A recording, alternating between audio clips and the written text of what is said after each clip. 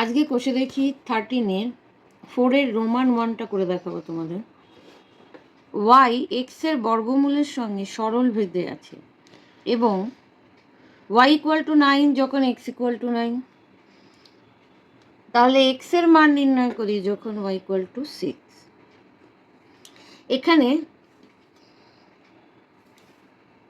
Y proportional root x, কারণ এক্সের বর্গমূলের সঙ্গে সরল ভেদে আছে, মানে সমানুপাতে আছে, সেই জন্য।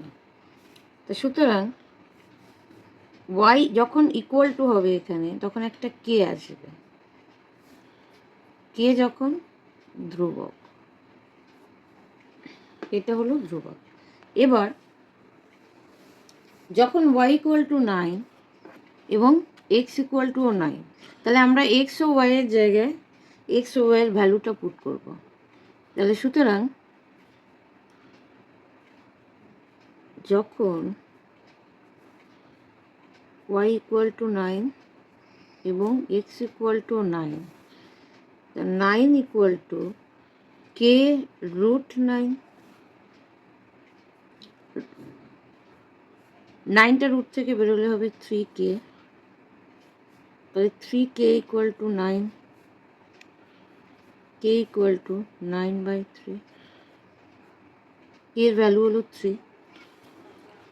এবার আবার আমরা এই সমীকরণটা টুকব, কারণ আমাদের এক্সের মান নির্ণয় করতে হবে যখন ওয়াই ইকুয়াল টু 6, তাহলে Y equal to K root x.